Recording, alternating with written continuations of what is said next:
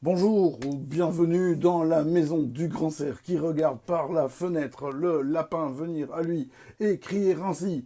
Ou grouille-toi, j'ai pas le temps, le Covid est là. Trop tard mon gars, t'es infecté, reste dehors.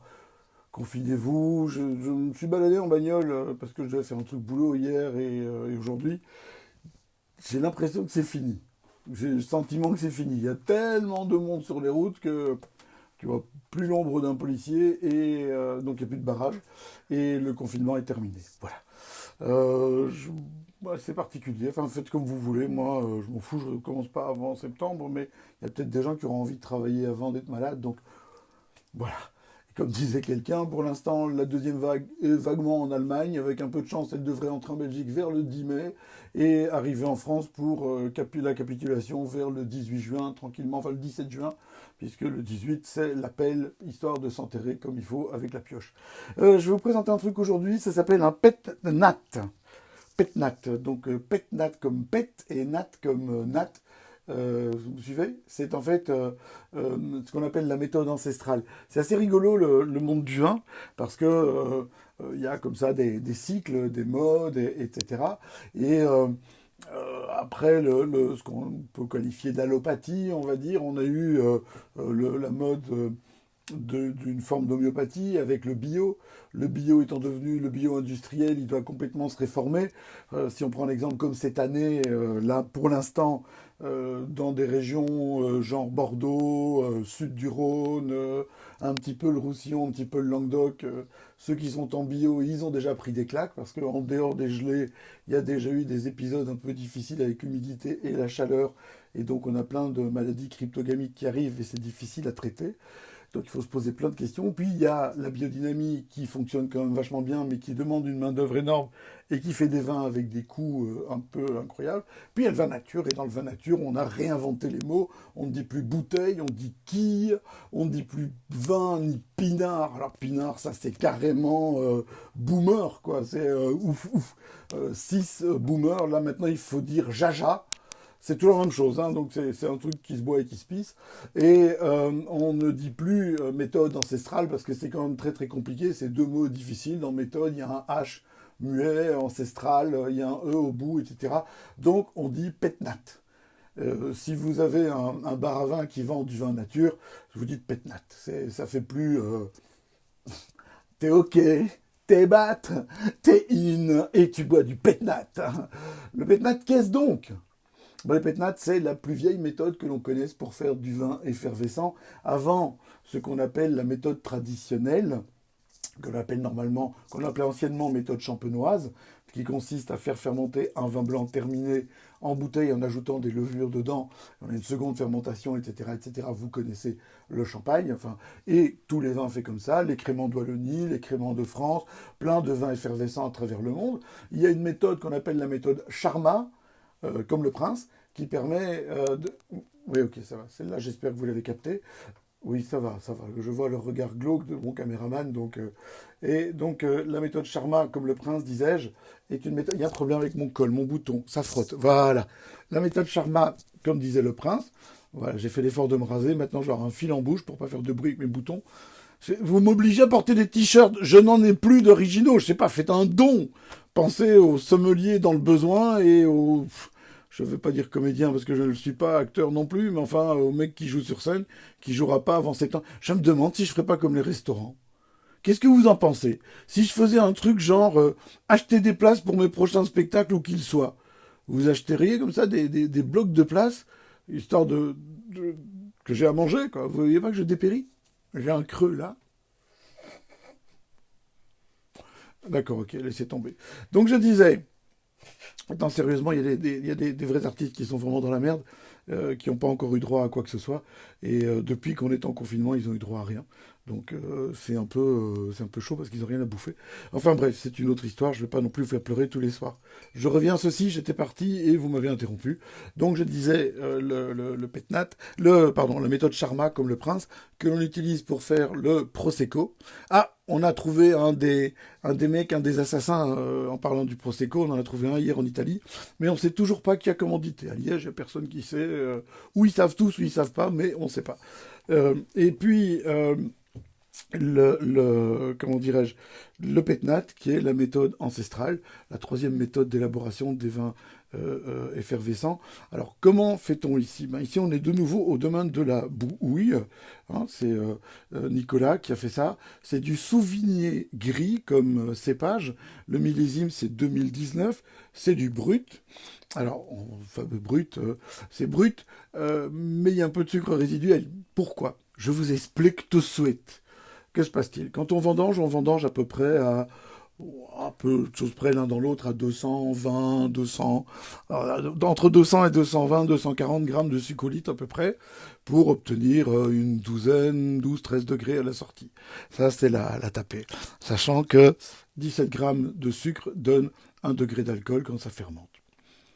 Ici, quand on arrive à 24 grammes de sucre résiduel, Nicolas, le jardinier, va avec ses petites bottes, son tablier et son chapeau, regarder les cuves, et quand il arrive à 24 grammes, il procède à une mise en bouteille. On ferme la bouteille, et que se passe-t-il?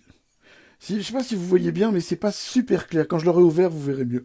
C'est pas super clair comme vin, c'est un tout petit peu trouble. Et pourquoi est-ce trouble? Ben, simplement parce que les levures sont dedans. Et le vin ne va pas être dégorgé.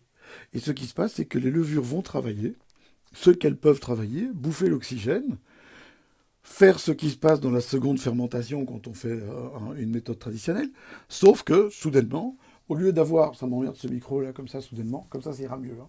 Voilà. Et soudainement, on n'a pas fait la méthode traditionnelle, on va faire un vin tranquille d'abord. On a un seul vin. On est en alcool aux environs de 12 degrés, avec du sucre non transformé de l'ordre de 5 à 6 degrés.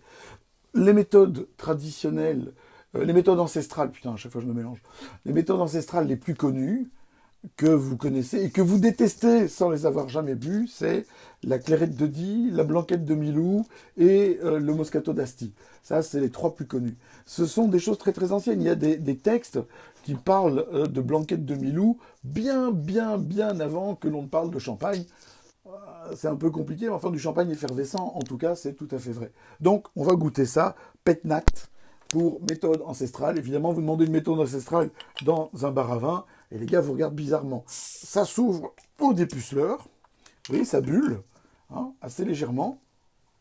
Alors, hop, hop, hop, hop, hop, dans un verre à vin effervescent.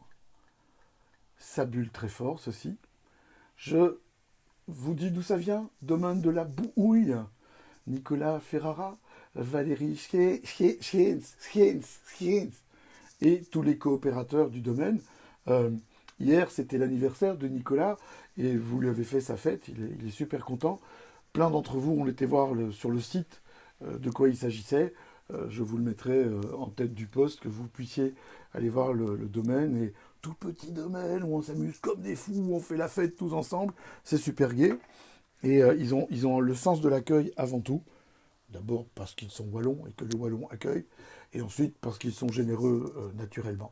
Regardez le vin, je ne sais pas si vous voyez très très bien comme ça, mais on voit qu'il n'est pas... il est voilé. En fait, il peut sortir pour le Covid. Il a un voile. Il peut y aller gaiement. Il est légèrement voilé et c'est normal.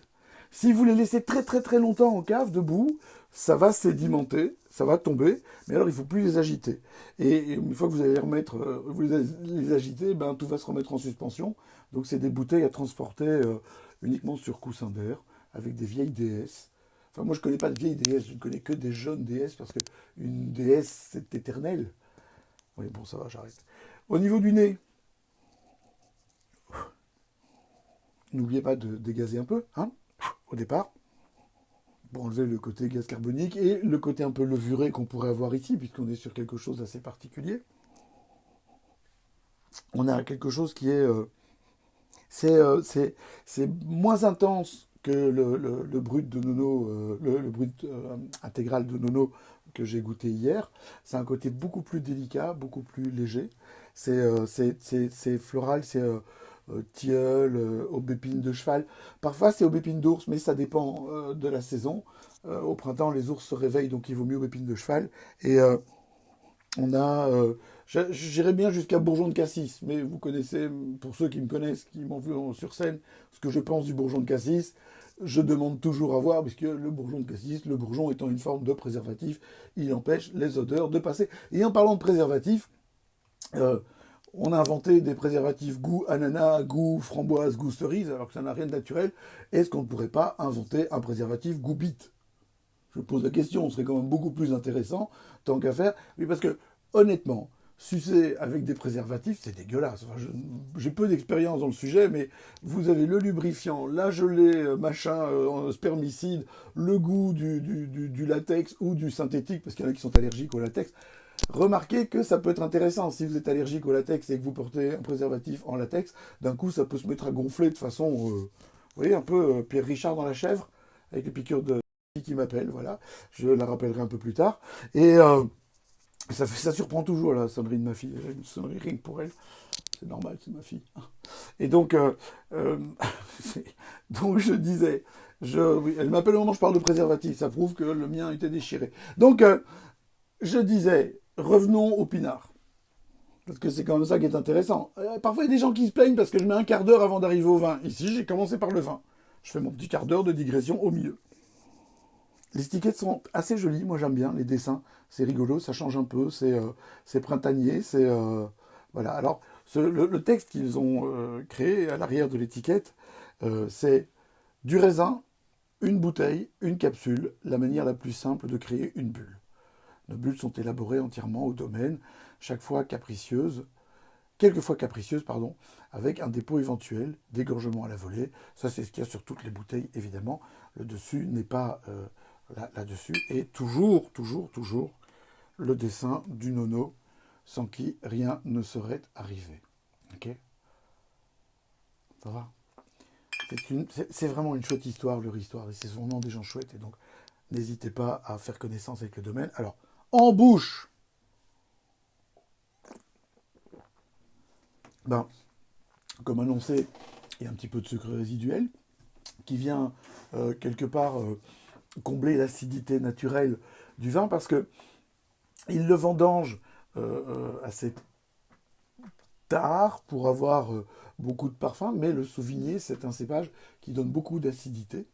Et donc, on a beaucoup de gras derrière, porté par cette note très légèrement sucrée. C'est pas sucré, je ne devrais pas dire ça, parce qu'il y en a qui vont dire non, pas le vin sucré, n'est pas sucré. Retenez que ce n'est pas sucré. Il y a une très belle acidité, ça tire la salive, c'est très frais, c'est un peu salin. Iodé pour faire un peu branleur. Hein, si j'étais dans un bar à vin naturel, je dirais euh, euh, c'est tendu et minéral. Mais il y a quelque chose, puisqu'on n'est pas loin des charbonnages, on a de la minéralité, c'est sûr, et ce côté iodé pourrait venir d'affleurement carbone. Sinon, Nevero et Bello, comme disait Nono. Donc, on a quelque chose qui est très chouette en bouche, très rond. Pour moi, je trouve ça super chouette à l'apéritif. Parce que l'acidité crée de la salive. C'est à ça que sert un apéritif. Hein, ça aide à digérer la salive. Donc, on a besoin de beaucoup de salive. Et la rondeur qu'il y a dedans vient couper le côté qui pourrait être un peu agressif. On n'a pas du tout de note de levure en bouche. Ça, c'est étonnant parce qu'au nez, au début, je l'avais. C'est pour ça que quand j'ai soufflé au début, j'avais cette petite note levurée. On ne la retrouve pas en bouche. Et putain, c'est vachement bon. Et puis, ça se boit bien. Et comme ça ne pétille pas trop gros, bah ça ne fait pas rôter. Donc on peut sortir, genre un premier rendez-vous, un petit peu de pétnat. Dis comment tu me parles toi, pétnat, pétnat, il faut de la préparation quand même. Allez, sur ce moment de finesse et de légèreté, je vous engage à me retrouver demain à la même heure. Ce ne sera pas au même endroit. Je serai à Saintes. Saintes. C'est quand même magnifique.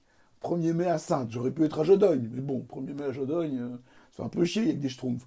Et j'aurais pu défiler boulevard de l'Empereur, mais demain on va défiler confiné. On va pas être rigolo non plus. Donc je vais à Saintes pour une première mondiale, vraiment mondiale. Invitez vos amis, soyez nombreux parce que vous ne le verrez qu'une fois dans votre vie, vu que c'est une première mondiale. Après, ce sera une deuxième, troisième, etc. Ce sera je vais vous le dire, la première bouteille d'un domaine. Je vous laisse la surprise de découvrir le domaine. La première bouteille qui sera dégustée par quelqu'un qui n'est pas l'élaborateur du vin. Quand même chouette, non? J'espère que vous avez aimé et que vous avez découvert ce domaine de la bouille avec beaucoup de plaisir. Continuez à boire des vins d'Oualonie. N'oubliez pas, consommer local. Non pas pour ne pas consommer étranger, mais simplement consommer local pour que les gens puissent continuer à bosser après. N'oubliez pas que les brasseurs ont besoin de vous, les distillateurs ont besoin de vous. Et quand les médias racontent qu'il y aurait tendance à boire plus d'alcool, etc., n'oubliez pas un truc, c'est que les chiffres sont pipeaux. C'est la première fois depuis des années que l'on a une vague idée de ce qu'on consomme en Belgique. Et encore, on ne tient pas compte des stocks, puisque d'habitude, nous achetons énormément à l'étranger. Donc là, nous achetons en Belgique ce que nous n'achetons pas à l'étranger. Donc la consommation est tout à fait identique. Certes, il y a des gens qui ont tendance un peu à picoler chez eux. Le dernier challenge avec les 4 coups de gnôle est assez rigolo. Mais mon cousin, Stéphane Joannès, allez voir son restaurant à Latine. Cherchez, vous allez voir, c'est assez sympa. A lancé un challenge intéressant aussi. Et en parlant de la famille, tant que j'y suis, et puis je vous laisse, donc j'ai un cousin, Stéphane, qui a avec son épouse Bérénice un restaurant à Latine. Et ils font des trucs à emporter. J'ai une nièce qui a, avec son associé, un restaurant à Charleroi qui s'appelle Les Filles de l'Atelier Gourmand et qui a des menus emportés. Et j'ai un frère qui s'appelle Alain et qui fait des menus emportés tous les jours à Grand-Rieu et qui fait un super menu de fête des mères. Grouillez-vous de réserver parce que c'est pas extensible à l'infini dans les conditions où ils travaillent tous pour l'instant. Ça va pas être facile. Donc n'hésitez pas à acheter vos menus de fête des mères dans les restaurants. Vous en avez peut-être marre de bouffer de la tarte aux fraises avec les croûtes un peu brûlées sur une pâte brisée un peu ratée. C'est pas à la portée de tout le monde. Bon courage, soyez heureux, picolez, arrêtez d'avoir des remords. Il ne nous reste plus que ça.